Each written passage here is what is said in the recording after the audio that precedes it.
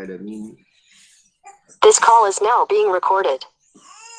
والصلاة والسلام على أشرف المرسلين سيدنا ونبينا محمد بن عبد الله رسول الأمين وعلى آله وأصحابه ومن تبعهم بإحسان إلى يوم الدين.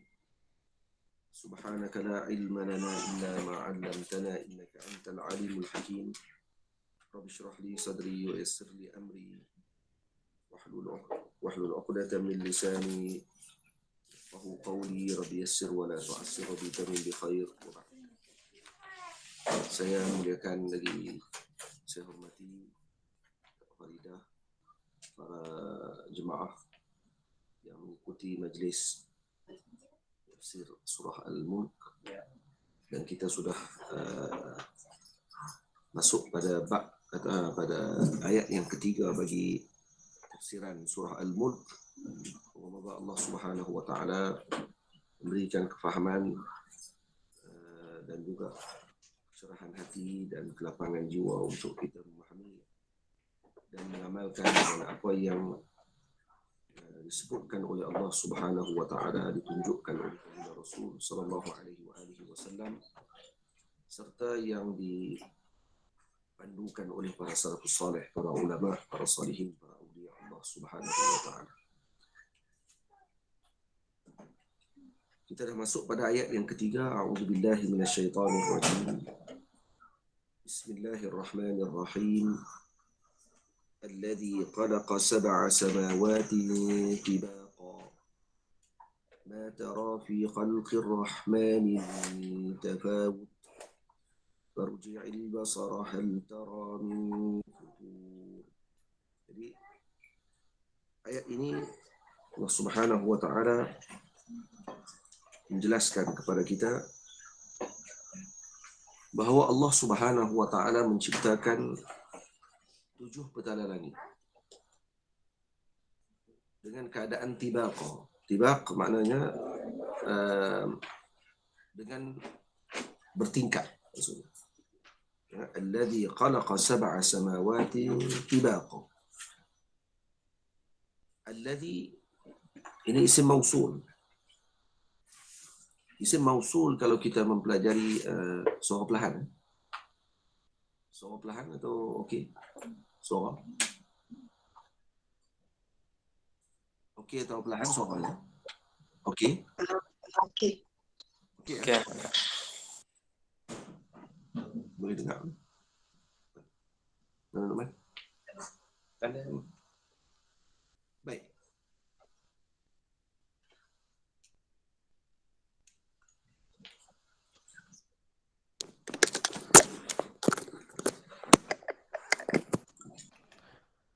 Baik. Alladhi ini isim mausul. Kalau kita belajar bahasa Arab, alladhi ini isim mausul. Isim mausul perlu kepada a'in dan juga kepada silah. Dia perlu kepada silah dan perlu kepada a'in. Silah ni adalah jumlah ataupun petikan yang mengembalikan kepada isim mausul tersebut.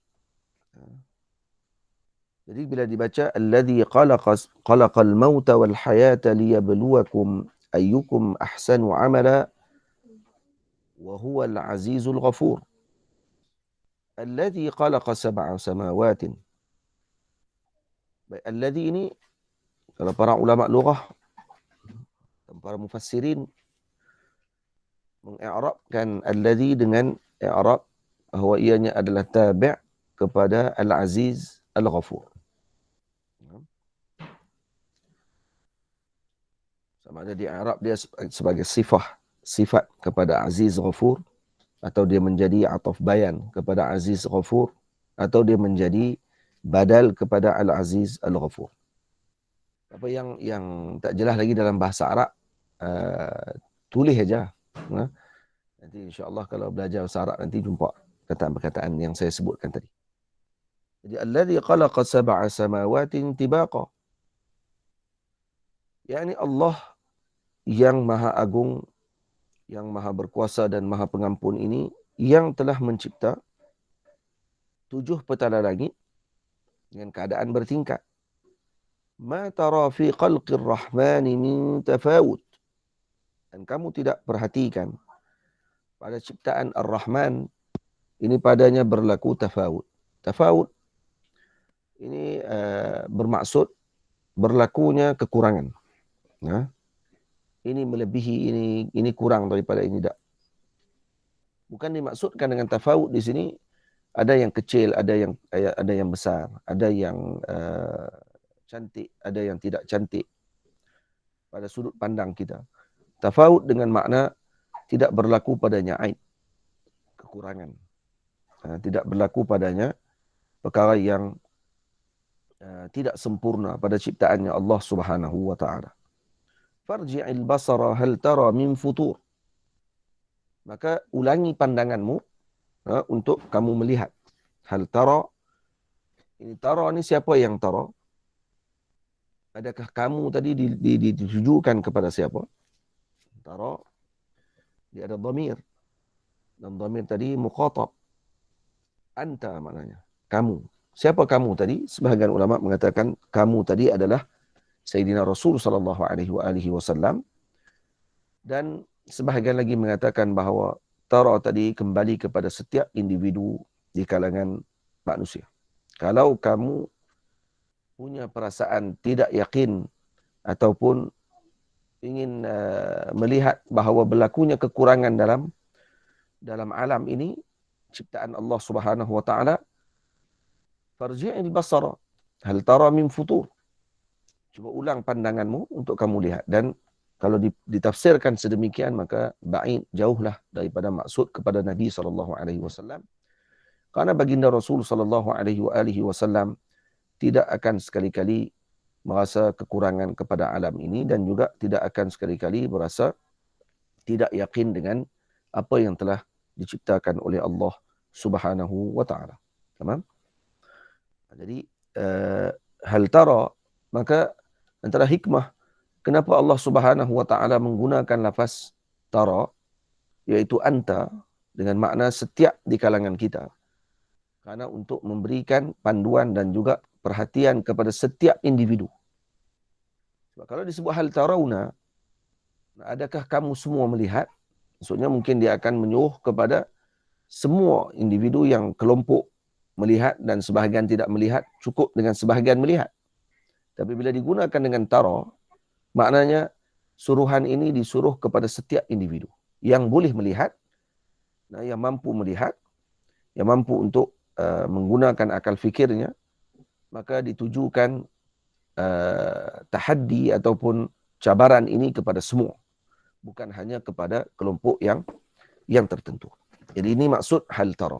Lepas tu kalau kita belajar dalam kitab, sebahagian kebanyakan kitab para ulama bila ditulis dalam bahasa Arab dia akan sebut i'lam.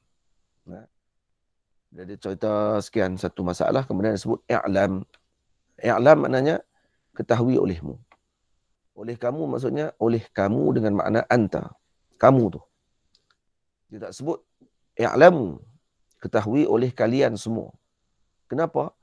Kerana ingin menunjukkan bahawa keperluan memahami masalah tersebut bukan hanya kepada satu kelompok dan ditinggalkan kelompok yang lain, sebaliknya disuruh kepada setiap individu untuk memahami masalah tersebut. Itu antara hikmah ataupun sebab kenapa para ulama menulis i'lam bukan i'lamu. Betul di sini Allah Taala mengatakan hal tara min futur. Adakah kamu akan melihat padanya berlaku futur? Futur dengan makna sebarang kecacatan. Sebarang kekurangan yang kamu akan lihat.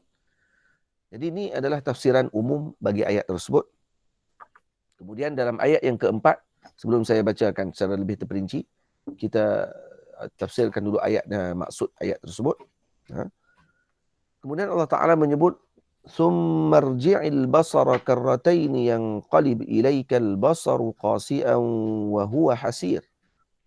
Kemudian Allah Subhanahu wa taala mengatakan, kemudian ulangi pandanganmu. Summa rji'il basara. Sebelum itu disebut hal tara min futur. Bila mana kamu tidak yakin ataupun kamu masih lagi rasa ada kekurangan, ma tara fi khalqir rahmani min tafawut farji'il basara hal tara min futur. Kemudian summa rji'il basara karrataini.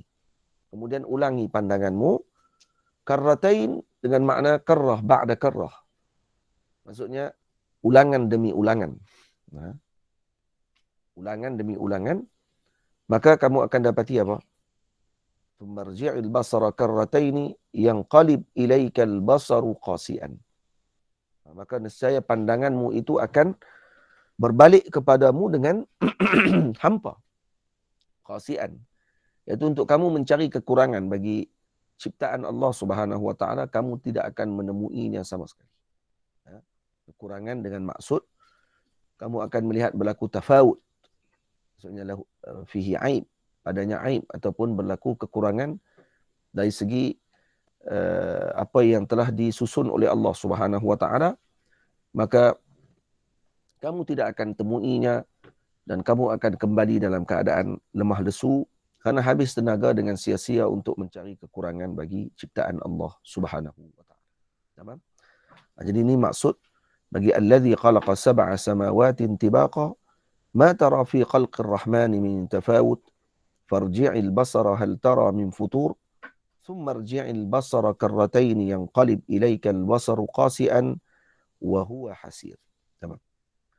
Jadi kemudian musannif yani Allah Subhanahu wa taala, kita baca biasa baca kitab musannif. Nah. Yani apa ni tafsir ayat Quran. Jadi Allah Subhanahu wa taala menyebut di dalam Al-Quran dalam ayat yang ketiga tadi kita baca, ini kita tafsirkan satu persatu. Bila mana Allah Subhanahu wa taala menerangkan tentang keagungan Allah dalam ayat yang pertama dan kedua, berkata tabarakalladzi biyadihil mulk wa huwa ala kulli syai'in qadir. Allah taala sebutkan tentang kuasa Allah Subhanahu wa taala dan Allah berkuasa di atas segala sesuatu, dan kita dah syarah panjang segala sesuatu yang dimaksudkan tadi adalah perkara yang mumkinat. Alladzi khalaqal mauta wal hayata liyabluwakum ayyukum ahsanu amala wa huwal azizul ghafur. Kemudian Allah menyebutkan antara kuasa Allah Subhanahu wa taala, Allah menciptakan kematian dan kehidupan. Itu pun syarah panjanglah. Kemudian Allah berikan lagi contoh kepada kita dan menunjukkan lagi kepada kita di antara tanda kekuasaan Allah Subhanahu wa taala yang lain yang tidak mampu sesuatu pun melakukan seperti yang dilakukan oleh Allah, alladzi khalaqa sab'a samawatin tibaqa. Yani menjadikan 7 petala langit. Jadi ini antara maksud tibaq dalam bahasa Arab. Tibaq ianya adalah masdar bagi tabaqa, mutabaqatan tibaqa. Dan dia jamak kepada tabaq. Seperti jabal, jamaknya jibal. Jadi kalau ini tabaq, jamaknya tibaq. Ini tibaqa. Alladzi khalaqa sab'a samawatin tibaqa. Maksudnya jamak kepada ni, orang panggil apa, bertingkat-tingkat. Ataupun dia jamak kepada tabaqah, karahabah. Tabaqah jamaknya tibaq, seperti rahabah jamaknya rihab. Ini kena tahu jamak dalam bahasa Arab ni penting. Dan kepada para ulama, Maulana Syekh Ali Saleh hafizahullah, ini guru saya sebut, dia kata di antara kelebihan Arab, mereka tidak akan melakukan kesilapan dalam jamak. Maksudnya ketika dia menjamakkan kalimah, jadi kalimah yang satu di pluralkan, yang single dipluralkan, bahasa Inggeris sikit. Kalimah yang apa dalam bahasa Melayu kita? Tunggal. Yang tunggal dijamakkan. Apa dia jamakkan? Yang dibanyakkan kalimah tersebut, nak beritahu kata untuk banyak, maka sukar Arab akan melakukan kesilapan. Lepas tu Syekh Ali Saleh mengatakan bahawa pernah sekali, kata beliau, saya pergi ke kedai untuk beli roti di tepi jalan. Ini Syekh Ali Soleh yang atas ni. Atas. Jadi apa ni, Maulana Syekh Ali kata, aku tengok seorang perempuan tua, Ami katanya, orang biasa. Bukan alim. Bukan belajar Azhar. Orang biasa. Jadi dia nak beli roti. Kata dia, Aizin salasa arghifah katanya. Nah, Aizin salas arghifah. Saya nak 3 arghifah. Arghifah adalah jamak kepada ruf. Nah, iaitu roti. Jadi katanya dia kagum tengok, uish, orang tak mengaji bahasa Arab, orang yang tak pernah mengaji tentang jamak, tapi masalah jamak dia tahu. Macam mana nak membanyakkan kalimah tersebut. Sebab tu betul kata para ulama dalam kitab-kitab lughah bahawa Arab sukar untuk melakukan kesilapan dalam jamak. Tamam? Kerana itu jadi sajiyah. Nah, itu jadi sajiyah ataupun jadi Allahumma salli ala sayyidina Muhammad, darah dagingnya mereka. Dengan pemahaman tentang bahasa Arab ni kerana telah menjadi darah daging mereka. Moga-moga Allah Subhanahu wa taala memberikan kefahaman kepada kita dengan bahasa Arab, insya-Allah. Karena ini bahasanya Al-Quranul Karim yang digunakan oleh Allah Subhanahu wa taala untuk menyampaikan hukum hakam kepada kita dan untuk kita memahami kalam Nabi kita Muhammad sallallahu alaihi wasallam. Jadi cuba tengok di sini bila mana disebut alladzi khalaqa sab'a samawatin tibaqa. Bila mana Allah Subhanahu wa taala menjadikan langit ini tibaq, maksudnya tabaqah fawqa tabaq. Nah, atau ba'daha fawqa ba'd. Salah satunya di atas salah satunya yang lain. Maka ini dipanggil darajat. Nah, langit ni dia panggil darajah. Darajah kenapa? Karena dia berada daripada bawah naik ke atas. Manakala bumi pula dipanggil darakat. Nah, dia ada 2 istilah, darajah dengan darakah. Darajah maknanya dari bawah naik ke atas. Dipanggil darajah. Bertingkat maknanya. Bumi juga bertingkat. Tapi disebut dengan bahasa darakah atau darakat, jamaknya. Karena dia ke bawah. Yang bertingkat ke bawah dipanggil darakat. Yang bertingkatnya ke atas dipanggil darajat. Dan Allah Subhanahu wa taala menjadikan bumi ini dengan langit dan yang ditunjukkan di sini adalah langit. Dengan ciptaan yang luar biasa, dengan tariqah mutqinah, muhkamah, dengan keadaan yang sangat halus, sangat teliti, sangat tersusun. La yaqdiru ala khalqiha bitilka tariqati illa hu. Tidak mampu untuk diciptakan dengan cara sedemikian melainkan Allah Subhanahu wa taala. Ini saya baca daripada tafsir Maulana Syekhul Islam wa Barakatil Anam Syekh Muhammad Said Tantawi, Syekhul Azhar Syarif. Dalam kitab beliau, tafsir beliau. Kenapa tafsir beliau saya jadikan panduan utama? Ada tafsir banyak lagi. Antara tafsir yang dikarang yang baik adalah tafsir yang ditulis oleh Maulana Syekh Muhammad Amin bin Abdullah Al-Urami Al-Alawi Al-Harari Syafi'i yang merupakan mudarris di Darul Hadis Al-Khairiyah fi Makkah Al-Mukarramah. Dan ni ada lebih kurang 30 ke 40 jilid tafsir ini. Dan ini antara tafsir yang terbaik, mengumpulkan daripada tafsir-tafsir yang besar-besar. Disusun oleh beliau. Syekh Muhammad Amin Harari rahimahullahu taala.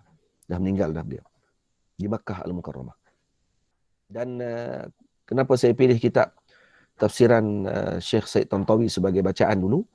Karena ianya, kata Maulana Syekh Ahmad Mamduh, guru saya, ini kitabnya tadris, boleh digunakan untuk mengajar. Karena dalamnya terdapat qawaid, terdapat fawaid ataupun dawabit yang diberikan untuk kita memahami cara bagaimana ulama tafsir memahami Al-Quranul Karim. Karena Syekh Said Tantawi adalah salah seorang mufassir agung. Cuma sayangnya saya tak sempat ikut langsung kelas dia di Al-Azhar. Sepanjang dia mengajar, waktu ketika dia masih hidup, saya ada di sana waktu tu. tahun 2004 saya pergi, sempat beberapa tahun cuma pernah bertemu dengan beliau, tak pernah mengikuti majlis beliau kerana bertembung kelas.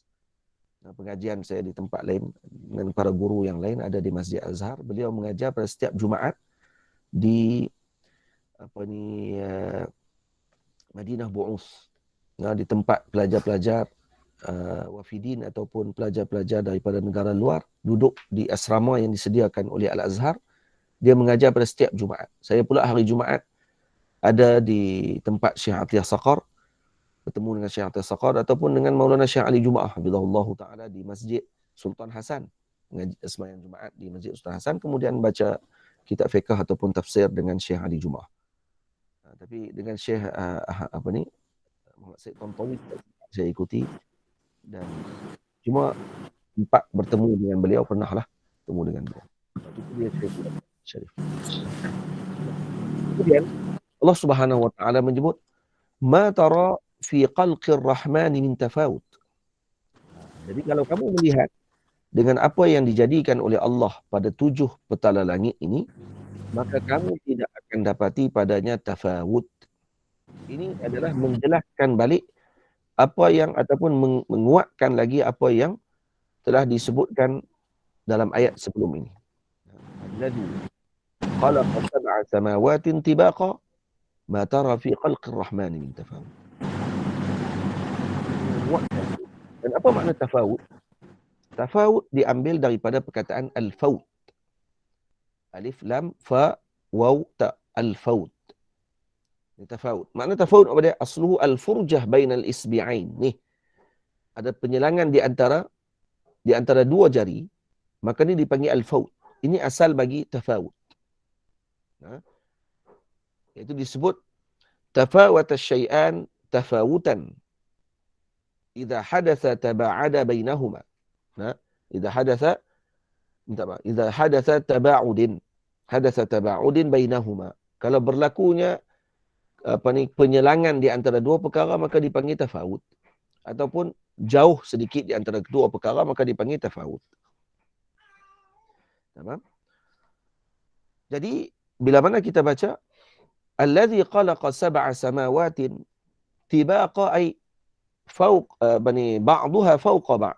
Kalau kita melihat yang telah menjadikan alam ini, langit ini mempunyai tabaqah ala tabaqah, maksudnya dia ada tingkat demi tingkat, ma'atana suqiha, dan dalam keadaan yang sangat terperinci.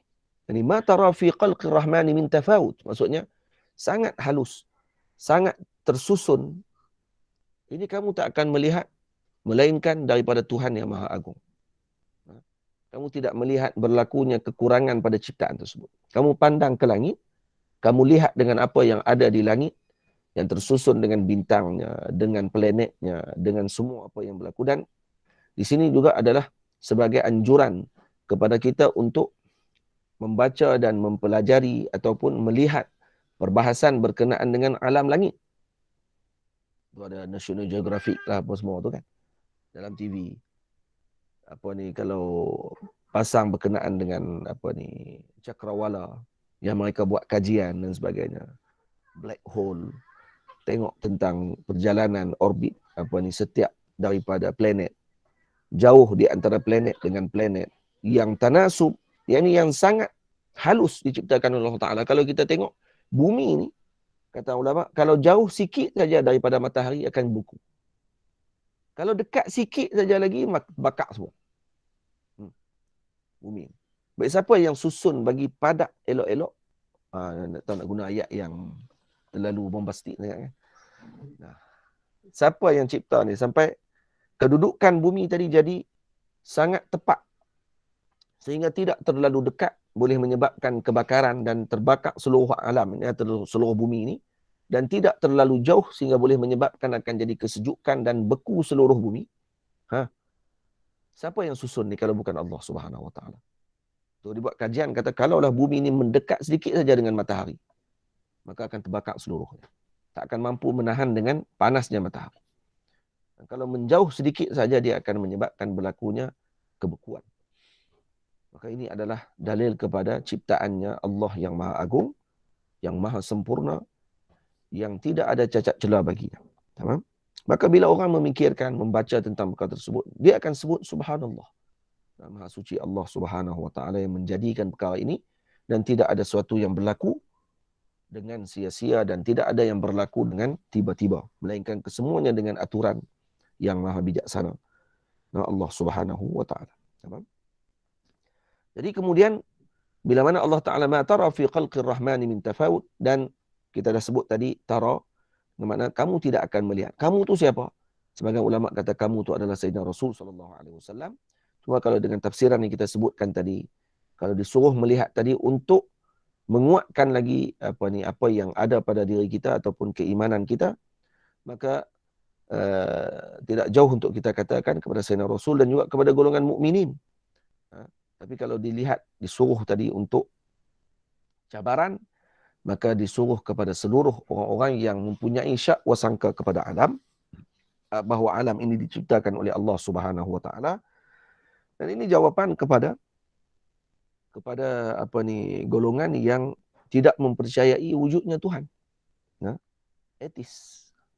Orang-orang yang tidak mempercayai wujudnya Tuhan, yang mereka mengatakan bahawa alam ni terjadi dengan sendiri, dengan istilah apa dia Alif? Big Bang. Yang dia agak kurang setuju sikit kan. Ada istilah Big Bang yang berlaku perbahasan di kalangan ahli falsafah. Yang kata Maulana Syekh Jamal Faruq hafizahullah taala, dibincangkan tentang masalah Big Bang ini, katanya ada sebahagian ahli falsafah memahami bahawa alam ini terjadi dengan sekali pecahan. Terjadi pecahan dalam di angkasa raya, kemudian terpecah pecahan tersebut kepada menjadi keldai, jadi gajah, jadi menjadi kita, jadi orang, dan kemudian jadi lawak. Jadi pandangan mereka menjadi lawak lah kerana tiba-tiba dengan pecahan tadi jadi semua. Fahaman yang dipegang oleh mereka ni fahaman yang jauh daripada kebenaran. Kemudian pula datangnya teori Darwin dan sebagainya yang membenarkan teori evolusi. Semuanya hakikat ingin menafikan wujudnya Tuhan yang maha kudrah. Jadi kata mereka bukannya terjadinya perkara ni bukan kerana adanya Tuhan, tapi sebaliknya kerana berlakunya perubahan bagi manusia ni dengan diri mereka sendiri. Daripada beruk jadi orang, daripada dinosaur jadi ayam, daripada jadi kita pun jadi lawak lah. Jadi lawak lah dengan pandangan-pandangan mereka. Itu saya ni antara orang yang kurang sikit percaya masalah dinosaur ni, saya kurang sikit percaya. Saya bukan tidak percaya dinosaur. Dengan dinosaur tu bermaksud dinosaur. Tapi bila melihat dinosaur ni adalah sebagai apa yang dibawa oleh Darwin, dan juga dengan fahaman mereka bermula daripada dinosaur ni lah berubah menjadi makhluk yang ada zaman sekarang ni dengan evolusi tadi ni. Jadi saya terfikir balik, dinosaur ni betul ke ada? Dan kalau zaman Nabi Adam alaihissalam, waktu ketika Sayyidina Adam alaihissalam wujud, dan Nabi Adam adalah makhluk pertama yang ada di muka bumi Allah Ta'ala ni, sebelumnya iblis, jin, kan? Dan disebut dalam Quran, jin yang mula hidup di dalam muka bumi Allah Ta'ala ini sebagai yang orang panggil apa? Orang yang memakmurkan bumi, kemudian mereka bergaduh. Dia disebut oleh Allah dalam surah Al-Baqarah. Kan? Surah Al-Baqarah apa dia Allah Ta'ala sebut? Bila Allah Ta'ala sebut nak ciptakan manusia. Ya? Ayat dia.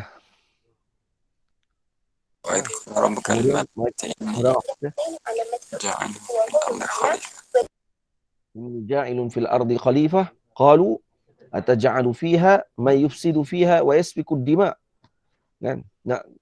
Kenapa kamu nak jadikan alam ini yang dipenuhi oleh makhluk yang mereka nanti akan berbunuhan sama mereka? Baik, dari mana datangnya pengetahuan para malaikat tentang perkara tadi? Walaupun manusia tak dicipta lagi waktu tu. Daripada jin. Kerana jin dah ada pada ketika tersebut di dalam muka bumi. Yang jin ini dipimpin oleh ketua mereka namanya Yusuf. Disebut oleh Al-Imam As-Sawi dalam Hasyiat As-Sawi ala Jalalain, bahawa ketua jin pada ketika itu namanya Yusuf. Jin tidak ada nabi. Jin tidak ada nabi. Jadi nabi hanya manusia sahaja. Tidak ada jin, tidak ada nabi di kalangan jin.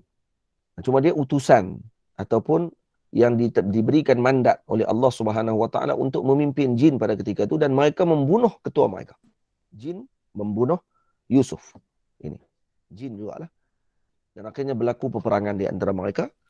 Sehinggalah turunnya Allah mengarahkan Azazil, iaitu iblis pada ketika itu menjadi ketua bagi bala tentera malaikat untuk turun ke muka bumi menghalau para jin ini pergi ke tempat-tempat yang lain. Sebahagian berada di gunung, sebahagian berada di laut, sebahagian berada di tempat-tempat yang perkampungan orang-orang dan sebagainya. Tamam?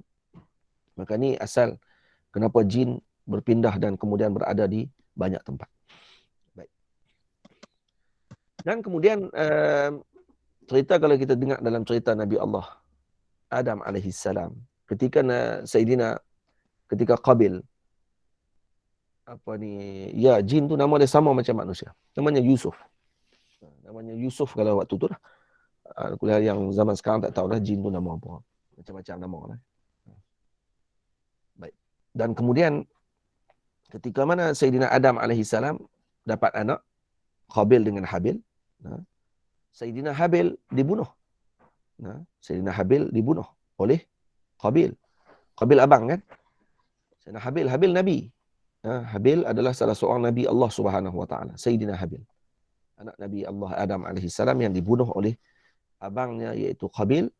Dan waktu ketika dibunuh, apa yang dilihat oleh Qabil ketika nak tanam Nabi Nabi Allah Habil, Nabi Habil dibunuh, dia melihat gagak yang turun. Dalam Quran disebut kan, gagak turun menunjukkan cara pengkebumian. Dikorek tanah dan kemudian ditanam. Tak disebut pula di situ nampak Tyrannosaurus ke kan, ataupun T-Rex ke binatang apa nama pelik-pelik tu, pergi duk korek lubang, lepas tu pergi tanam dinosaur seekor lagi. Sebut burung gagak ada lah ni. Horap yang ada. Itu tidak. Kemudian disembelih kambing. Yang ada zaman Nabi Allah Nabi Allah Adam alaihissalam kambing. Kata. Baik, tak apalah. Itu pandangan saya lah. Dan saya kurang sikit saya benda tu kerana dia lebih kepada masalah evolusi sebenarnya untuk nak membenarkan teori Darwin. Nak membenarkan teori Darwin. Kalau kita tengok balik kepala dinosaur gabung sebenarnya bewok gabung dengan gabung dengan ayam, gabung apa semua, kaki ayam, kepala bewok.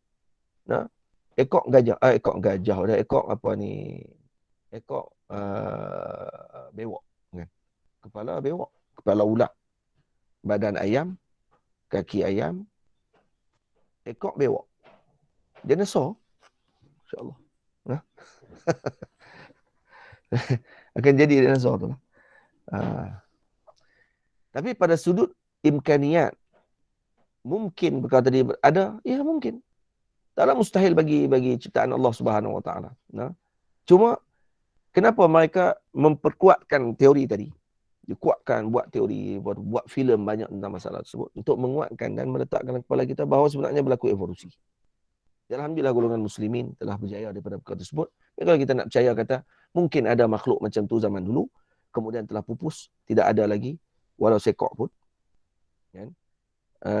Kita kata tak ada masalah apa, tidak akan memberikan kesan pada orang panggil keimanan kita, kerana perkara ini perkara fi haizil mungkin, perkara yang mungkin berlaku perkara tersebut. Baik, tamam.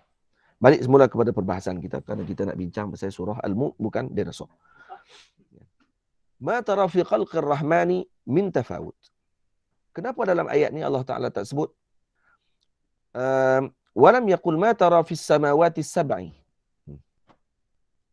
Kenapa tak disebut ma tara fis samawati sab'i min tafawut? Kan sebutnya allazi khalaqa sab'a samawatin tibaqa ma tara fi khalqi atau ma tara fis samawati sab'i, tapi disebut ma tara fi khalqir rahmani min tafawut. Maksud di sini Allah Taala ingin beri kepada kita faham bahawa seluruh ciptaan Allah Taala ini badi', luar biasa, tidak ada misalnya. Bukan hanya langit dan bumi sahaja, bukan hanya langit yang kamu lihat. Ma tara alladhi khalaqa sab'a samawatin tibaqa, yang kamu lihat bahawa langit ini ada tingkatannya, dan kemudian tidak ada bandingannya dengan tingkatan-tingkatan tersebut, tidak ada tafawut, ma tara fi khalqir rahman. Dan Allah Ta'ala tidak sebut di sini ma tara fi khalqil qahhar. Ma tara fi khalqil jabbar. Tapi ma tara fi khalqir rahman. Maksudnya apa dia? Hatta ciptaan Allah Ta'ala, Allah menciptakan alam ini dengan ar-rahmah. Maksudnya. Ma tara fi khalqir rahman min tafawut. Sebab tu, bila mana Allah Ta'ala menceritakan bahawa alam ini diciptakan dengan adanya rahmat daripada Allah. Bukan Allah menciptakan untuk menunjukkan keagungan semata-mata, tetapi untuk kasih sayangnya kepada hamba Allah Ta'ala. Untuk Allah Ta'ala turunkan Nabi sebagai sebagai simbol kasih tersebut. Wa ma arsalnaka illa rahmatan lil alamin. Kemudian dalam Quran Allah Ta'ala sebut lagi, qul bi fadlillah wa bi rahmatihi fa bidzalika falyafrahu. Jadi banyak ayat kan yang Allah Ta'ala sebutkan bahawa ini semua berkait dengan rahmahnya Allah Ta'ala kepada hamba-hambanya.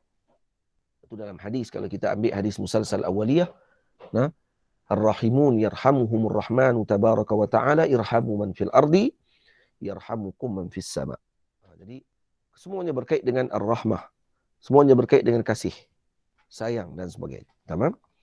Jadi bila mana kamu melihat bahawa langit ini dan seluruh alam ini dijadikan oleh Allah Ta'ala dengan sedemikian, ma tara fi khalqir rahman, maka kamu tidak akan melihat pada ciptaan ar-Rahman ini dengan perkara yang tidak baik. Semuanya dengan keadaan yang itqan, yang sangat sempurna, yang sangat halus, yang sangat teliti. Itu disebut oleh Allah dalam Quran, sun'allahi alladhi atqana kulla syai'in. Maksud ciptaan Allah yang sangat sempurna. Kemudian disebut lagi alladhi ahsana kulla syai'in qalaqah. Kemudian disebut oleh sahibul kasyaf, ma tara fi khalqir rahmani min tafawut. Kata sahibul kasyaf, iaitu Az-Zamakhsyari, kata beliau, kamu tidak akan melihat pada ciptaan Tuhan ini tafawut. Maksud tafawut apa dia? Min ikhtilafin wattirabin fil khilqati wala tanaqudin. Kamu tidak akan melihat padanya berlaku ikhtilaf, ittirab, maksudnya berlaku kekacauan, pertembungan pada ciptaan Allah dan tidak ada tanaqud. Hiya mustawiyatun wa mustaqimah. Semuanya dalam keadaan tersusun baik, bagus. Haqiqah. At-tafawud. Makna tafawud apa dia sebenarnya? Adamut tanasub. Tidak tanasub sebenarnya.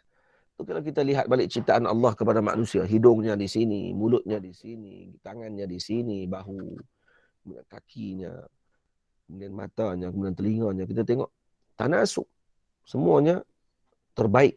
Tidak ada yang panggil apa? Ghairu tanasub. Tidak ada yang ghair tanasub. Iaitu yang tidak ada sesuatu yang tidak tersusun dengan, maksudnya tidak comel kalau kita lihat. Dan bila mana disebut kemudian bila Allah Ta'ala menyebutkan tentang perkara tadi, dan kalau kita lihat dalam tafsiran para ulama, sebahagiannya mengatakan min tafawutin ay min qalalin wa aibin. Tidak ada berlakunya kekurangan dan aib bagi perkara tersebut. Tidak ada aib. Dan alam langit ini alam yang luar biasa, yang tidak ada seorang pun yang mampu untuk melangkaui langit yang pertama. Tak ada seorang. Yang kita berada sekarang ni di Cakrawala, di Angkasa Raya ni, yang dinaiki oleh ahli kaji bintang dan sebagainya, mereka hanya melihat pada sudut yang sedikit saja dibandingkan dengan jutaan lagi rahsia yang ada di langit yang tidak mampu dilihat. Karena itu sebahagian mufassirin mengatakan bahawa di antara tingkat langit ke langit yang seterusnya, jarak masanya adalah 500 tahun perjalanan. 500 tahun perjalanan. Dia punya ketebalan dinding langit dengan langit 500 tahun perjalanan. Itu dia punya, sebahagian mufassirin menyebutkan sedemikian. Dan disebutkan dalam kitab ini, dikatakan langit yang pertama ini dijadikan daripada maujin makfuf. Maujin makfuf, maksudnya dia seperti ombak yang terhenti. Jadi kita nak syarah macam mana pun kita tak tahu. Pada langit kedua pula dijadikan daripada durratin bayda. Daripada permata yang berwarna putih. Durrah maksudnya mutiara. Dia punya dindingnya daripada mutiara putih. Manakala langit yang ketiga dijadikan daripada hadid, daripada besi.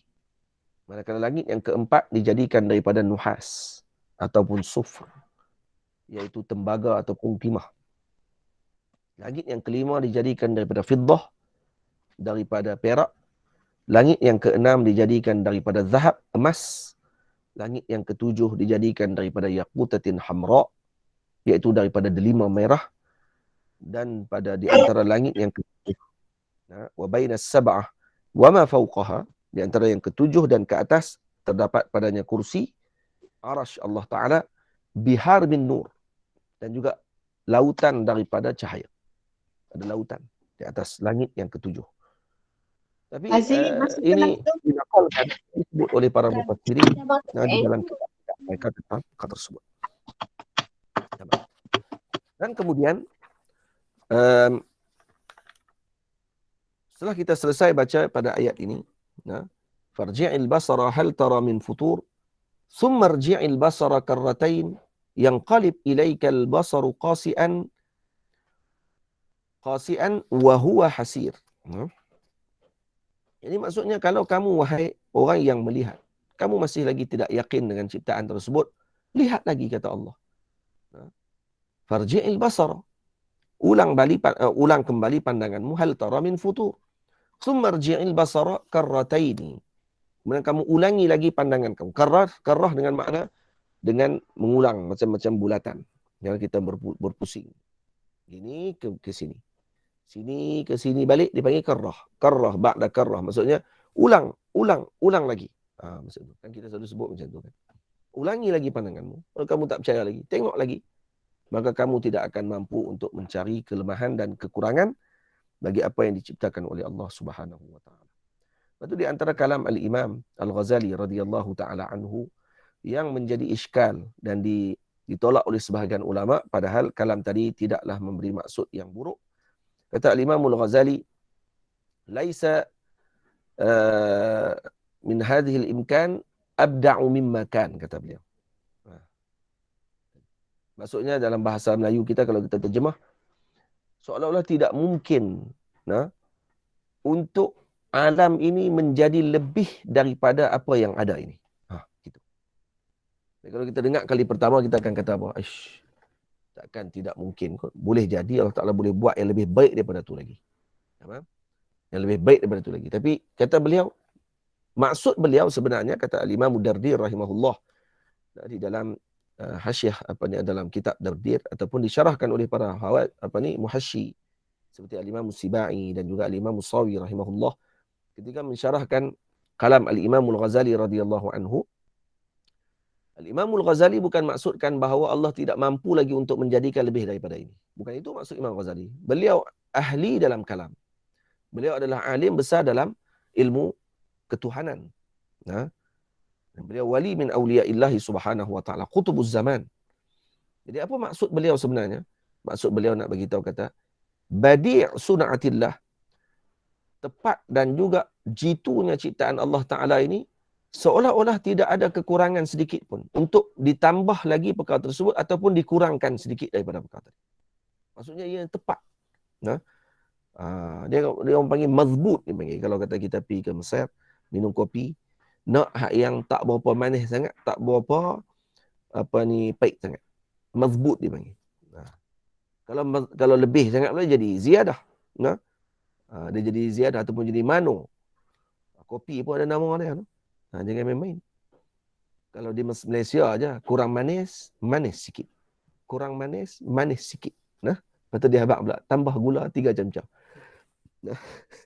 Kalau di Mesir dia ada istilah, dia bagi kopi pun ada istilah. Dia ada kopi sadah, dia ada kopi yang mazbut, dia ada kopi mano. Orang putih kata perfect, ada orang tulis tadi. Dia ada kopi yang panggil ziyadah atas sikit pada mano. Dan dia ada Kopi yang lagi manis namanya Saryausi dipanggil. Saryausi. Saryausi ni orang kampung ni tempat buat asal iswit ataupun apa dia asal iswit kalau kita di tempat kita. Gula gerek orang panggil. Asal iswit ni gula gerek. Dia bukan madu. Bukan madu, madu asal saja. Kalau di Mesir dia asal iswit dipanggil. Asal hitam. Asal hitam ni apa dia? Bukan madu. Dia gula gerek macam gula gerek kita ni. Tu gula gerek, gula Melaka tu. Gula Melaka. Orang buah dalam yang kerah. Tu gula tu dia dipanggil asal iswit. Kampung tu di Saryausi, ini tempat buat gula tu. Maka kalau kita nak manis sungguh kalau kopi kita, dia kena sebut Aizin Saryausi. Saryausi, khaf tukar jadi hamzah. Orang Arab. Saryausi. Saryausi maksudnya ziyadah ala ziyadah. Kopi tu manis tak kira apa, tukar rasa kopi tu, rasa gula. Ada orang suka minum macam tu. Jadi ciptaan Allah ni, dia tak ada tambahan, tak ada kekurangan. Maksudnya begitu seolah-olah kerana tepat, sempurna maksudnya gitu. Perfect. Macam tadi disebut tadi. Perfect ni maksudnya tidak, maksudnya kalau tak tambah pun tak apa dah. Kalau tak kurang pun tak payahlah. Tepat betul. Ajib. Jadi perkataan ni Imam Ghazali tak salah. Tak salah. Sebab tu kata laisa fil imkani abda'u mimma kan. Dia bahasa Imam Ghazali. Laisa fil imkani abda'u mimma kan. Ramailah ulama yang rad kalam tadi kata ini kalam orang yang seolah menafikan kudrahnya Allah Subhanahu wa taala. Lah, tengok dulu siapa yang cakap. Yang cakap ni Imam Ghazali radhiyallahu anhu. Kita ni kadang-kadang tak boleh nak beza siapa yang bercakap. Tengok dulu siapa yang bercakap. Walaupun ada perkataan disebut unzur ma qala wala tanzur ma qala man qala. Tengok siapa yang bercakap, apa yang dicakap, jangan tengok siapa yang bercakap. Itu dilihat pada sudut faedah yang diambil daripada ucapan tadi. Tapi unzur man qala juga perlu. Melihat siapa yang bercakap juga perlu untuk kita nilai dulu betul ke tidak apa yang kita akan komen. Itu dulu. Kena tengok juga. Jadi bukan semua sudut pandang yang disebut oleh Sayyidina Ali radhiyallahu anhu unzur ma qala wala tanzur man qala itu dilihat pada sudut pandang mengambil faedah pada kalam. Tapi jangan lupa juga Sayyidina Ali tidak menafikan bahawa perlu melihat pada siapa yang bercakap. Sebab tu bila mana para ulama hadis mendengar ini kalam Nabi SAW, maka mereka terus tengok, ini kalam Nabi ni. Bila kalam Nabi perlu dicek, betul ke kalam Nabi? Maka dicek balik sanad dia dan sebagainya. Kenapa? Kerana disandar kepada Nabi. Tapi kalau tak disandar kepada Nabi, tak ada masalah. Kalam ni benar, kalam ni kaza-kaza. Tapi bila disandar kepada Nabi saja, dicek-cek tengok tidak ada sanad, maka mereka akan kata, hadis ini tidak ada sanadnya. Hadis ini tidak tepat. Hadis ini bukan hadis. Ini kalam daripada kaza-kaza-kaza, tapi disandar kepada Nabi SAW. Penting juga kepada man qala. Lepas tu Al-Imam Ibnu Hajar Al-Asqalani, ketika mana melihat kitab Sahih Bukhari, ketika dia syarahkan, antara orang tanya kenapa dia syarah kitab Sahih Bukhari, kata beliau, yang pertama kerana jalalatil Bukhari, kerana keagungan Al-Imam Al-Bukhari radhiyallahu taala anhu sendiri. Tengok siapa orang yang menulis kitab. Tengok juga. Bukan tak tengok tu. Tamam? Baik. Jadi kemudian bila mana kamu melihat apa yang telah kita sebutkan tadi ni, yang disebut oleh Allah Subhanahu wa taala, la tara ayyuhar ra'i tafawutan. Wahai yang melihat, kamu tidak akan melihat sama sekali berlakunya tafawut wa adamut tanasub. Dan tidak ada yang melebihi hadnya. Kesemuanya dengan keadaan yang perfect, sempurna, tidak ada kekurangan sedikit. Perhati tengok ayat ni. Kalau kita baca ayat surah Al-Mulk ini dengan baik, faham dengan maknanya, maka akan bertambah keyakinan kita, keimanan kita kepada Allah Subhanahu wa taala. Sampai ke ayat ketiga dan keempat ni saja, Allah. Habis, semua masuk habis, sekali dengan alam langit, dan sekali dengan alam bumi, sekali dengan alam laut, sekali dengan awalim kulluh. Segala alam-alam ni masuk ke dalam perbahasan tadi. Maknanya perlu kepada apa untuk kita nak faham ayat ni saja? Perlu kepada kita untuk membaca semua ensiklopedia berkenaan dengan alam. Faham? Beli ensiklopedia alam, faham? Pergi ke pameran buku ataupun ke maktabah, ke perpustakaan, beli kitab berkaitan dengan awalim. Alamul bihar. alam laut, alam langit. Berkenaan dengan bintang dan sebagainya. Beli berkenaan dengan alam lautan. Alam laut dah sebut dah tadi. Beli berkenaan dengan alam hutan. Beli berkenaan dengan alam hayawan. Haiwan pula ada haiwan laut, ada haiwan darat dan sebagainya. Maksudnya perlu dengan pemahaman tadi, dengan semua perkara tadi kita akan jadi orang panggil apa? Ta'ajub, ta'zim dengan ciptaan Allah Subhanahu Wa Taala. Buka YouTube, orang lain tak minat baca buku, orang tak minat baca YouTube ni, ada seorang tu. Ya buka YouTube berkenaan dengan benda tu. Buka YouTube tentang alam hayawan. Tengok macam mana. Tengok National Geographic boleh tunjuk bagaimana haiwan berinteraksi sesama mereka. Ciptaan Allah Ta'ala. Yang dibuat kajian sekarang ni, kata Maulana Syekh Ali Jum'ah, hafizahullah, di Amazon hanya ditemui 3% sahaja daripada makhluk di Amazon. Itu baru di Amazon. 3% sahaja. Ataupun 3 ke 8% sahaja makhluk baru ditemui. Maknanya, ada lagi 92% lebih kurang makhluk masih tidak ditemui. Sebab tu masih ada temuan baru. Penemuan-penemuan baru dilakukan oleh para pengkaji. Kata ni makhluk ni baru ditemui. Makhluk ni, spesies ni baru ditemui. Tu tak kira pokok-pokok lagi. Daun-daun lagi. Segala jenis makhluk ni yang ada di Amazon sahaja. Di Amazon sahaja masih lagi tidak diterokai seluruhnya. Baru kecil saja. Tu tak mari lagi ikut belah-belah pedu ni. Kampung saya. Lagi makhluk-makhluk yang kadang kita tak pernah tengok. Ada orang letak kamera WWF tu kan. Yang binatang apa? Bukan WWF. Geng-geng main gusti tu. Apa dia? World Wide Federation. World Wide Federation. Ada anak murid tu. Dia cerita lah. Saya sebut balik. Saya lebih Scotland daripada dia. Jadi kalau letak kamera tu, dia lihat ada binatang yang tak pernah dilihat oleh kita pun ada dalam hutan. Letak kamera tu dekat pokok-pokok tempat laluan binatang, dilihat binatang yang tak pernah kita lihat. Binatang tu ada.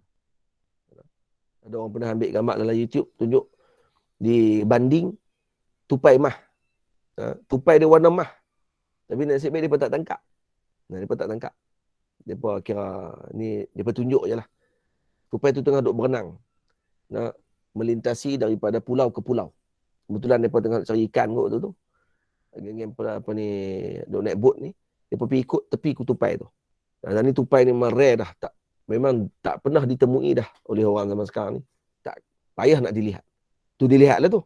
Ada. Cuba cari dalam YouTube. Tupai mah. Di Tasik Banding. Ada tupai mah. Warna mah. Duk berenang masuk dalam hutan. Tapi dia pun tak tangkap lah. Baguslah geng-geng tu pun. Kalau dia tangkap, dia tak ambil lagi video tu. Belah kat rumah dia, mati lepas tu. Takut jin tu. Tu binatang tu lah. Masuk dalam hutan. Banyak benda lagi yang kita tidak ketahui dan alam Allah Ta'ala ni, yang Allah Ta'ala jadikan ni luar biasa. Lepas tu saya kata, ayat ni saja kalau nak faham, perlu kepada maktabah. Perlu kepada perbahasan. Perlu kepada penelitian. Ajib. Alam ni ajib. Baik. Sebab tu disebut dalam sebahagian syair, tanasabatil a'dha'u fihi fala tara bihinna ikhtilafan bal ataina ala qadri. Seluruh anggota tubuh kita ni datang dalam keadaan yang tanasub, yang sangat terperinci, perfect. Dan kamu tidak akan melihat bihinna ikhtilafan bal ataina ala qadri. Kamu tak akan melihat berlakunya kekurangan pada anggota yang dijadikan oleh Allah Ta'ala. Cuba tengok setiap badan kita dan setiap daripada orang panggil apa, panjang tangannya, dengan bentuk wajahnya, dengan ukur keliling kepalanya, sempurna, comel, segak, elok. Ni tangan kita ni antara rusuk ni dengan kita punya orang panggil apa? Kita punya siku. Kalau dipanjang, diukur panjang dia sama sebiji dengan kaki kita. Sama dengan tapak kaki kita. Maksudnya tengok ukuran kasut kita sama dengan kita punya panjang ni. Tapi kalau kita tengok dengan mata zahir kita, nampak macam dengan ni panjang lagi. Nah, daripada kaki kita nampak pendek aja. Ni orang panggil refleksi pada mata kita yang menyebabkan kita nampak seolah-olah ni panjang, yang ni pendek, sebenarnya sama panjang. Dan badan kita ni kalau kita deparkan tangan kita macam ni, tinggi kita adalah sama dengan depaan kita. Tinggi kita sama dengan depaan kita. Naknya macam tu. Sebab tu, Allahumma salli ala Sayyidina Muhammad, orang yang depaan tangannya lebih panjang daripada tinggi dia sendiri, maka dia termasuk orang yang tidak normal. Faham? Orang yang tidak normal. Jadi disebut oleh Maulana Syekh Ahmad Mamduh kepada saya, dia kata, Sayyidina Zulyadain, sahabat Nabi SAW yang menegur Nabi waktu ketika mana solat. Kan Nabi selepas solat, Nabi ada kurang solat Nabi itu daripada 4 rakaat jadi 2 rakaat. Nabi bagi salam, para sahabat bagi salam sekali dengan Rasulullah. Kemudian Sayyidina Zulyadain kata kepada Rasulullah, aku siratis salah am nasita ya Rasulullah. Kamu qasar ke kamu lupa ya Rasulullah? Aku siratis salah am nasita. Ada hamzah istifham, maka dia guna am. Aku siratis salah am nasita ya Rasulullah. Apa kata Nabi SAW? Lam aqsur wa lam ansa. Dan riwayat yang lain, kilahuma lam yaqa. Kilahuma lam yaqa. Kata Nabi, dua-dua tidak berlaku. Maksudnya tidak qasar, tidak lupa, kata Nabi. Maka apa kata Sayyidina Zulyadain? Bal ba'duhu qad kan. Bal ba'duhu qad waqa. Bahkan sebahagiannya berlaku ya Rasulullah. Maksudnya mustahil dua-dua tak berlaku. Salah satunya berlaku. Sama ada kamu qasar ataupun kamu lupa. Dua tu je. Salah satunya mesti berlaku. Faham? Jadi Nabi tengok kepada Sayyidina Abu Bakar, as-sadaqa Zulyadain, kata Nabi, benarkah Zulyadain kata? Maka kata Sayyidina Abu Bakar hangguk. Nah, betul. Maka Nabi bangun, tambah 2 rakaat lagi. Habis solat Nabi kata apa? Aku juga manusia seperti kalian. Aku lupa. Bila aku lupa, ingatkan aku, kata Rasulullah. Tapi lupa Nabi sama dengan kita? Aku sama seperti kalian, maksudnya Nabi sama dengan kita? Tak. Jangan baca hadis itu terus sama. Nabi sama dengan kita, Nabi pun lupa. Pandai dia. Orang cakap macam ni, kita kena sepak kepala dia macam tu. Apa baca hadis macam tu, terus kata Nabi sama dengan dia. Nabi lupa, jadi syariat kepada kita. Kita lupa jadi apa? Nabi lupa jadi syariat dekat kita. Kalau terlupa dalam semayang, buat macam Nabi buat. Kalau kita lupa jadi apa? Tak ada apa. Lupa kita, lupa. Ya? Lepas tu dia sama dia dengan Nabi SAW. Orang mana sama? Baik, cerita dia. Zulyadain, kenapa dipanggil Zulyadain? Sebagai orang kata, kerana ketika dia berdiri, tangan dia akan lebih panjang daripada lutut dia. Kalau dia berdiri, tangan dia lebih panjang pada lutut. Tapi Maulana Syekh Ahmad kata, tak. Bukan tu mesti maksud dia. Sayyidina Zulyadain, ini kalau didepangkan tangan dia, kalau didepangkan tangan dia, maka tangan dia lebih panjang daripada tinggi dia.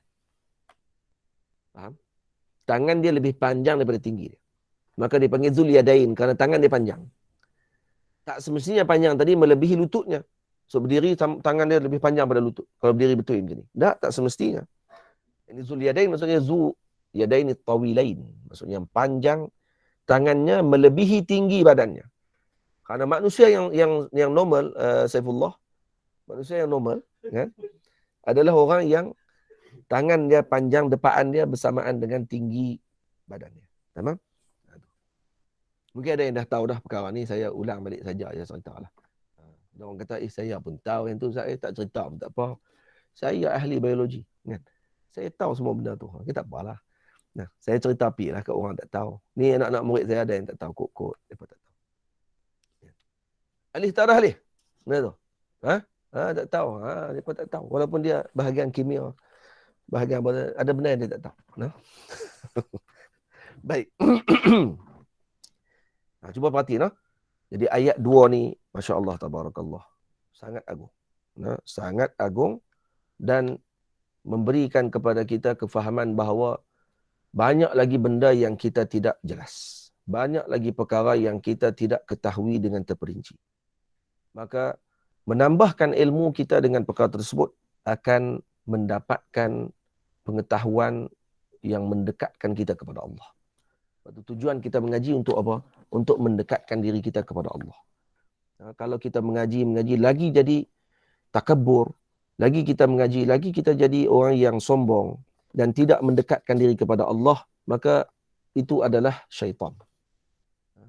Jadi kalau kita belajar dua ayat ni hari ini, ayat ketiga dengan ayat keempat, maka kita dapat faham ada banyak perkara yang perlu saya dapatkan untuk menambahkan lagi saya punya keimanan saya kepada Allah Ta'ala. Sebab tu Al-Imam Ad-Damiri mengarang kitab Hayat Hayawan Kubra. Saya suka baca kitab Hayat Hayawan Kubra kerana dalamnya terdapat kisah-kisah ataupun cerita berkenaan dengan hayawan yang membolehkan untuk kita ni, orang panggil apa, tadabbur dengan alam ini, melihat alam. Dulu ada satu komik, saya suka baca komik tu. Sajalah cerita kat tuan-tuan. Komik apa ni, apa dia? Orang Jepun tu deh, komik tu. Dia terjemah dalam bahasa Melayu kita, Ikhtiar Hidup. Ikhtiar Hidup. Komik Ikhtiar Hidup. Pernah tengok? Ada juga di 7E. Tapi lah ni dah macam tak ada dah pun. Mereka pun tak tahu nak tulis apa kot. Ikhtiar hidup tu, ada ikhtiar hidup di hutan, ada ikhtiar hidup di angkasa, ada ikhtiar hidup di dalam laut, ada ikhtiar hidup di gurun, ada macam-macam. Dia diajak sekali ilmu dalam tu.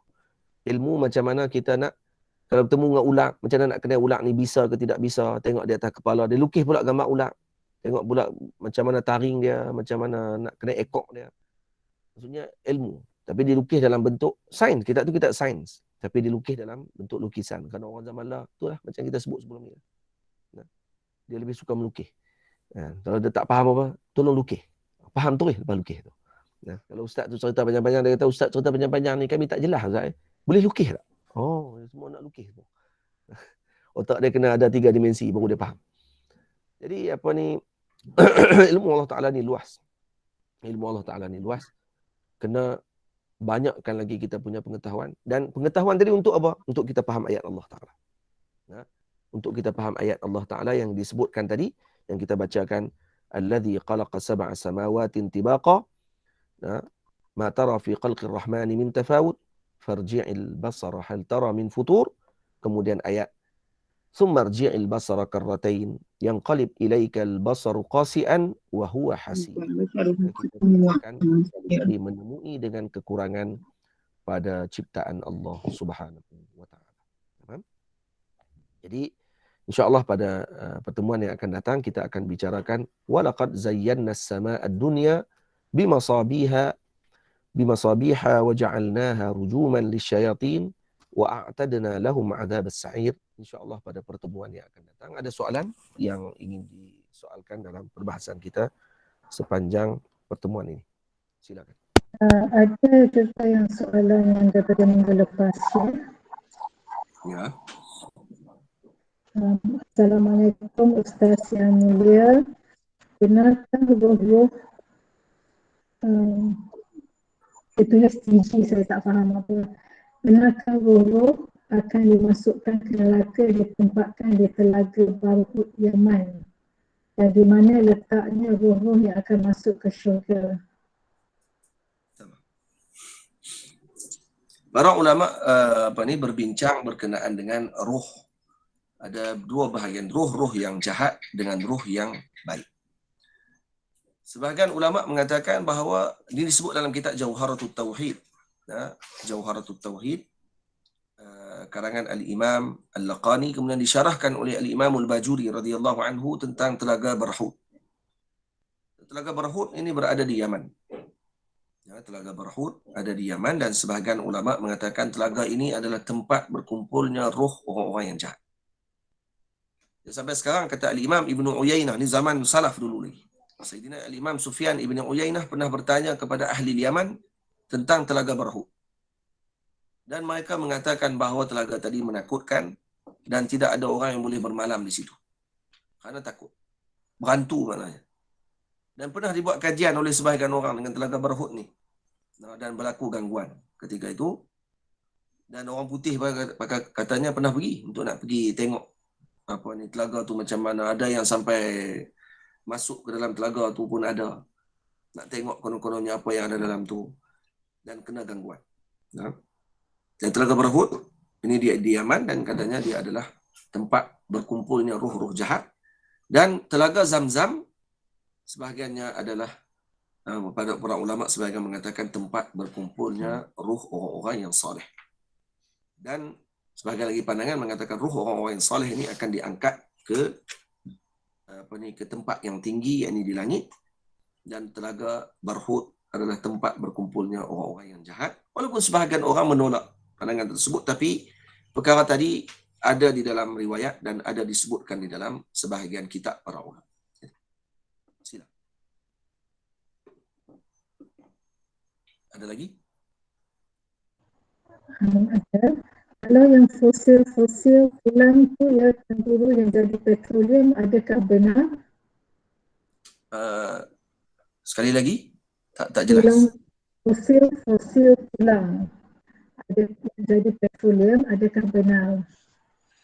Itu soalan tu macam dengan saya ni ahli yang panggil apa? Ahli petroleum ni.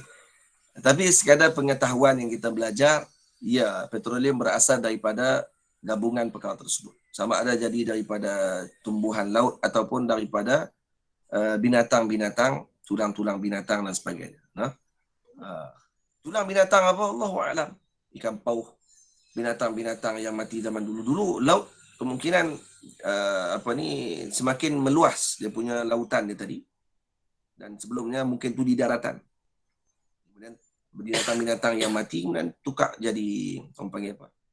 Fosil tadi dan macam mana kita buat bahasa orang ni, orang petroleum lah. Dan akhirnya tukar jadi petroleum. Dan tidak mustahil perkara tersebut dan berlaku. Kalau nak tanya dekat saya, tanya petroleum kena keluar zakat tak? Tu baru boleh. Jangan tanya petroleum ni asal daripada apa. Ni macam saya ni orang sains pula. Saya pernah lah mengaji sains tu, tapi orang panggil apa, bukan ahli dalam bidang tu. Ni kena tanya dekat geng-geng Petronas. Baru betul. Mereka ahli dalam bidang tu. Baik, sila. Soalan daripada minggu lepas lagi. Ya. Bacaan Al-Mulk dari Al-Quran dibaca dalam hati. Adakah hati saja dikira membaca Al-Quran? Baik, kalau di dalam hati tidak dikira membaca pada ketika tersebut, mengikut pandangan fuqaha. Dalam hati tidak dikira membaca. Maksudnya, bukan saya maksudkan dengan membaca dengan maksud bacaan qiraah yang diambil hukum.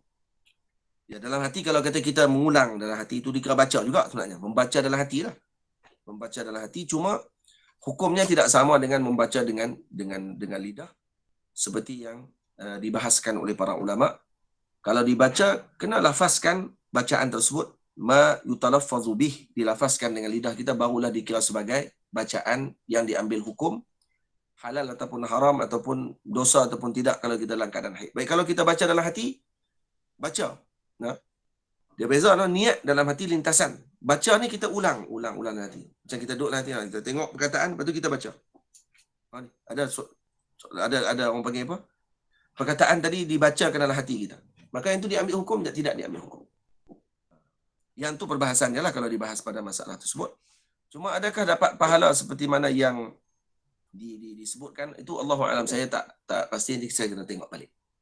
Adakah dia termasuk man qala la ilaha illallah, man qala la aqulu alif lam mim harf walakin alifun harf walamun harf wa mimun harf.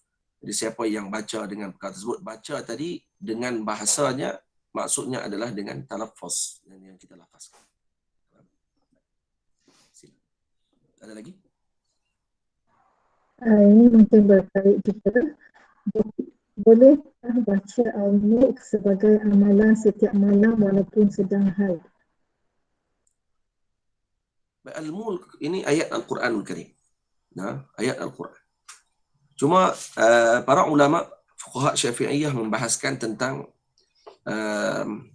ayat yang dijadikan sebagai pendinding ataupun dijadikan sebagai wirid bagi seseorang. Bagi jadi wirid pada seseorang, dibacakan oleh orang tersebut dengan niat wirid, dengan niat zikir, bukan dengan niat bahawa ianya Al-Quranul Karim. bukan dengan niat bahawa itu adalah Al-Quranul Karim, seperti bacaan seorang membaca hizib Al-Bahar, hizib Bahar, dalam tu ada surah Yasin, dan kemudian dia niat zikir. Dia niat zikir dengan bacaan Yasin tersebut, maka ianya dibolehkan. Khuruj minal khilaf, kalau kata kita nak jadi bimbang ataupun risau, cukup dengan sekadar kita melihat ataupun mendengar bacaan Al-Mulk dan kita mengikutinya di dalam hati. Mengikutinya di dalam hati kita, maka ini khuruj khilaf, tidak ada masalah. Ala kulli hal, hakikatnya kalau tidak diniatkan bahawa itu adalah Al-Quran dan kita tidak niatkan bahawa bacaan kita ni dengan membaca Al-Quran dengan niat zikir, maka ianya tidak bermasalah. Lagi, sila. Syekh, bila masakah kita boleh ucap tabarakallah? Apa dia? Bila masakah kita boleh ucap tabarakallah? Tabarakallah. Kita ketika mana kita kagum dengan sesuatu. Nah, kita mengagumi sesuatu, maka kita ucap Masya Allah tabarakallah. Nah, Masya Allah tabarakallah tu dengan kita orang panggil mengagumi sesuatu, takjub dengan sesuatu, maka kita ucapkan Masya Allah tabarakallah. Cuma hati-hati kalau kita mengucap tadi dengan kita mengkagumi perkara tersebut sebagai ciptaan Allah, kagum dengan Allah Subhanahu Wa Taala ataupun dengan perkara tersebut. Nah, ini kalau dari segi para ahli sufi, mereka akan berhati-hati ketika mengucapkan suatu perkataan tadi, melainkan mereka benar menghadiri keagungan kepada Allah, baru mereka akan ucap Masya Allah tabarakallah. Kadang kita tengok kereta cantik, kita pun Masya Allah. Masya Allah tu keluar hanya sekadar orang panggil halwa lidah kita sahaja. Nah, sebagai kemanisan bagi lidah kita saja, padahal bukan kita nak puji Allah, sebenarnya kita puji kereta tu. Sebab tu para ulama sufi sangat berhati-hati dengan perkara tersebut. Mereka beri pesan kepada umat, kalau nak sebut juga nak hadirkan azamatillah. Nah, maksudnya ajib ciptaan ini, tapi lebih agungnya Allah Subhanahu Wa Taala. Ataupun ini salah satu ciptaan daripada makhluk Allah Taala yang agung, bagaimana dengan Allah? Allah lebih agung. Kalau itu insya-Allah kita akan zikir tadi dalam keadaan hadir hati kita. Silakan. Lagi? Pada Syekh, itu saja. Itu saja. Baik. Jazakumullah khairul jazak. Saya ucap terima kasih banyak-banyak. Jazakumullah khairul jazak. Moga-moga Allah Ta'ala beri kefahaman kepada kita semua. InsyaAllah pertemuan akan datang, kita akan sambung terus pada ayat yang kelima. Ayat yang kelima, iaitu ayat yang seterusnya setelah ayat laqad zayyana as-samaa bima sabaqna. InsyaAllah saya ucap terima kasih banyak kepada semua. Moga Allah Ta'ala tentukan kita bersama dengan Sayyidina Rasul SAW. Kefahaman kepada kita semua dengan perkara ini insyaAllah. Dan juga diberikan luang masa kepada kita untuk menyelesaikan tafsir surah Al-Mulk ini. Amin ya rabbal alamin. Aqulu qawli hadza astaghfirullahal azim li wa lakum. Saya mohon izin untuk keluar dulu kerana saya ada urusan selepas ini. Assalamualaikum warahmatullahi wabarakatuh. Waalaikumsalam warahmatullahi wabarakatuh.